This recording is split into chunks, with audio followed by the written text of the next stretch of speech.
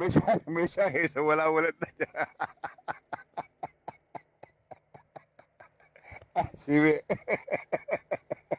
bakka jirtanii meeshaa keessa walaa walaadha. Yaabo shimallis sanjiseen argula laarraa akkanuma gisee zeeyitii itti naqa maala bakkeetti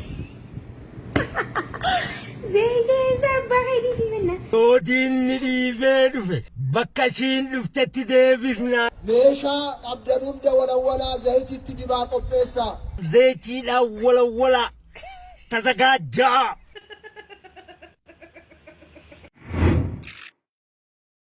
Meeshaa keessan akka walawalattan asumaan waamicha kosiniif dhiyeessuun barbaada.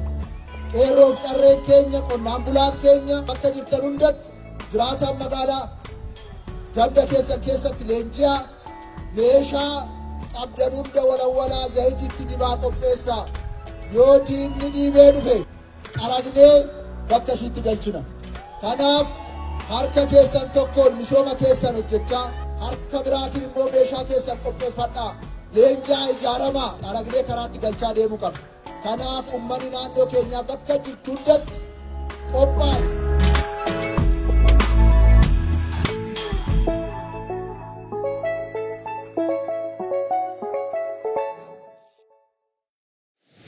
Sheer godhaarra akani sheewu qeerroo kuma dhibba takkaa ol mana hidhaa keessatti hiitanii osoo waa takka hin balleessin maqaa isaan hin qabne irra keessanii meeshaa kamsii wala zeeyitiidhaan meeshaa wala qopheessaa naa ja'asii kana meeshaa kami meeshummaan inni wal meeshaa naannawa oromiyaarraa guurtanii qeerroon takka meeshaan qabdu jiraadha. Meeshaan kan jiru waboo forsi biraadhaan waboo bira jira meeshaan zeeyitiin si walawallu hin jiru. Zeeyitiinis hin jirtu meeshaanis hin jirtu jechuudha. Meeshaan ati baantu meeshaa biraati san zinnaash dhuftee siyaa walawaltu laala akka qabdee walawalaan keenya gahaa ta'u. Zinnaash dhuftee wal gootee si baakee siyaa walawalamaa. Jarri kun yoomumaa dabalee ta'a caccabxanii amma fa'aa bar cabxanii bar buqqaatanii. Qarree naa jaachi dhaabbatee qeerroo fi qarreen mana hidhaa guurteeti qeerroo jirtu. Kana booda si jirtu jo'aadha goo akkatiin booksiin dheera basikaa jirtu qarree jirtu meeshaa walawalaa ta'ee zayitii diriira laalu zayitiin kiiloon takka qarshii 500 seentee jirti. Meeshaa mislaata qeerroon gabbaasee juuntaan si cafacaftu nuti juuntaa hojii si cafacafnee isin keenya malee numaatu gabbee meeshaa walawaladhaa numa jettan meeshaa walawaladhaa. Kaleessa qeerroo nama kuma dhibba takkaa ol mana hidhaa keessatti innaayi manni hidhaa guutameeti bikka re'een itti qalamtutti hiitanii jirtan qeerroo. Maal abbaa keetiin manguddoo dudulloota kana gabbaastee dudulloota fanjitti laal ka tokko ijjaasin akkana jee ka tokko afaan akkana jee ka tokko mormis lafa akkana jeemta gabbaas qeerroo akkana jaan dudulloonni ያ ሁሉ የወጣው ህዝብ አንድ ጠመንጃ እንደ ድል ማዕከላቸው ብትተኮስ ሰው ተሰባብሮ እርስ በራሱ ይጫረሳል። ፈሪ ጠመንጃ ሰምቶ የማያውቅ ስለ ጦርነት ያልገባው ይህን ሰብስቦ አዲስ አበባ ውስጥ በመጨፈር ፍንፍኔ ውስጥ በመጨፈር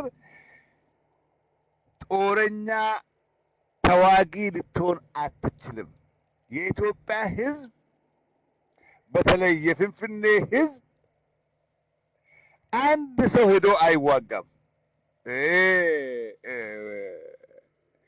አዋንተ ኮሎኔል ከማል ቤትኒ ኦፒዲዮ ልቡን ቀሰ ገልተ ጅርት አብይ አህመድ ሄዱ ረከተ ወኒ ኢሳን ጎደን ሁንዲ ዋኑ መነማ አጃኢብሲስ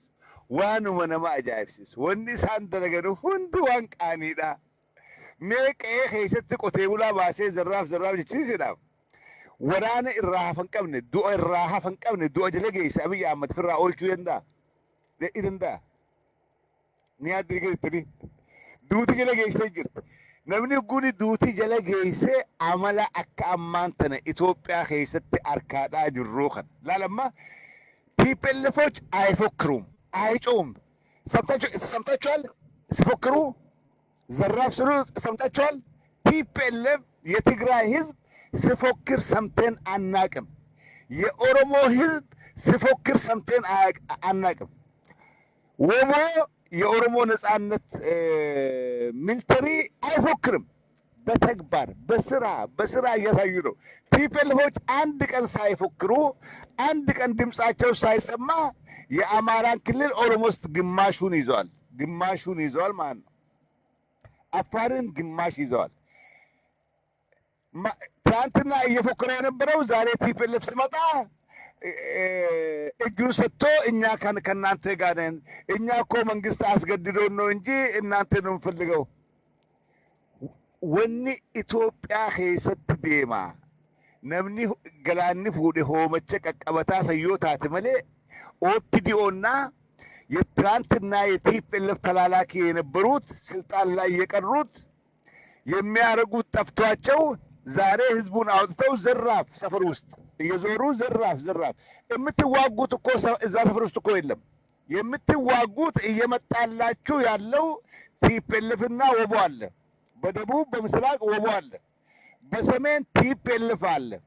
ወንድ ከሆናችሁ እዛም ስትሄዱ እጃችሁን እንዳሰጡ ሎለከነኻ አከሽ ወልሰብ ሳዳ ገቤ በከጅርተኒ ሜሻ ዱቢና ማተ ጅርቲ ሜሻ ከሰን ዘይፈዳ ሜሻ ከሰ ወላ ወለዳ ሲቤ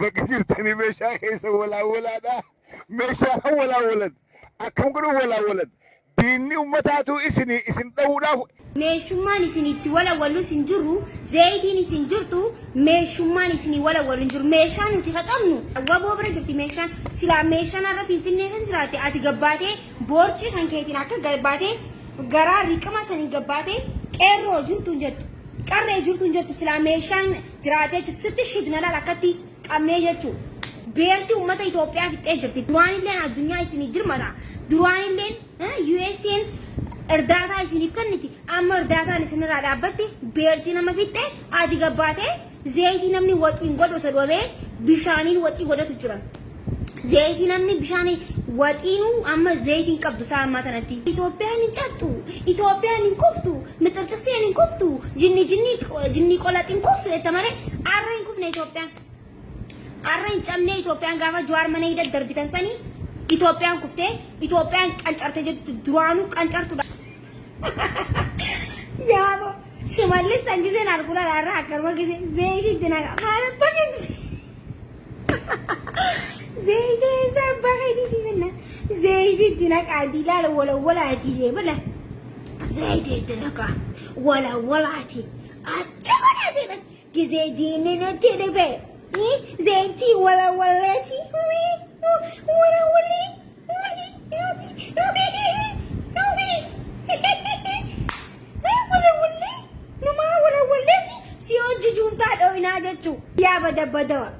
ya bada dabo ya bada kasugon dubba ya bada shillito ajama yabo ya tiama me oromo kamtu sijala dibame me oromo tamtu sijala tarriseti numa junta si hojida nam abba belalani biye fete duftu namwo video tana balle sutanan laal hirira dura akkana jeetin dabbadani maaki orro akkana jeetinin abbaan fete la fetu jinni atay fetu bar wabu wannu matanan da OPDU matanan da wamsisa jannaan fuulli keenya la qaxxa jeetu misaan dura dabbata qaxxa janneti Itoophiyu matanan akka qax goone dabamsiisna jechuudha ስላ ቀዌ ኡመተት ሂተኒ ኸይሰቱ ኡመተ ኦሮሞት ቀዌ ሂተኒ ኦሮሞን ብታስታጥቁ ያ ያስታጠቃችሁት መሳሪያ መጀመሪያ የሚመለሰው ወደ ኦፒዲዮ ላይ ነው እናንተ ላይ ነው ቢኮዝ የህዝብ ጠላት እናንተ ናችሁ ህዝቡን እየገደላችሁ ያላችሁት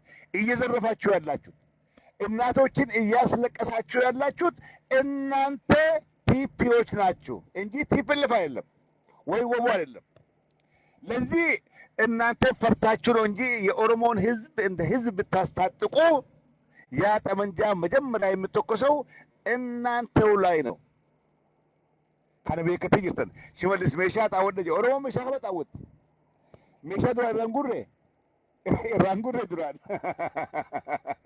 Bakka jirtanii dargaggeessi Oromoo meeshaa keessa walaa tazagaajaa maarree godaa akkas godaadha duuti nu jala gaheera jaree aangoon harkaa fudhachuudhaaf deema TPLF እየመጣ ያለው ለእናንተ እንጂ ለህዝቡ አይደለም። እናንተን ሊሰቅል እናንተን ሆዳሞቹን ለቃቅሞ ሊሰቅል ለእናንተ ይመጣል፣ ለህዝቡ አይደለም። በአማራ ክልል እኮ የአማራ ህዝብ TPLFን ሁለት እጁን ዘርግቶ እኮ ነው እንኳን መጣችሁልን፣ ከፒፒ ነፃ አወጣችሁን፣ ከተላላኮች ነፃ አወጣን፣ እንኳን መጣችሁልን እያለ እኮ ነው። የጉጂ ህዝብ ወቦን እንኳን መጣችሁልን በገነጋኑ ሩፍተኒ ፒፒ ያብልስሉ ዋፍተኒ ይቻይር ህዝቡን እየገደለ ያለው ኦፒዲዮ ነው። እናንተን ልለቃቅሙ ነው እየመጡ ያሉት ከምስራቅና ከደቡብ ወቦ እየመጣ ያለው ለእናንተ ነው። ህዝቡን ለመጉዳት ወይ ህዝብ ለመግደል አይደለም። የህዝብ ልጆች ናቸው። TPLFዎችም የትግራይ ዲፌንስ ፎርስም እየመጣ ያለው እናንተን ለቃቅሞ ሊሰቅላችሁ ነው። ከነጋውኒ በከ ሴነን ደበኒ በከ ኢፍካያን ደበኒ ኦፒዲኦ መራቴ ኦሮሚያ ኬሳ ፈረቃተ ከሰንገ ይርገን ፈረቃተ ከባ ይርገን አማ ጆሌ ቀዌ ደውን በይኒ ወል ቀበኔቲ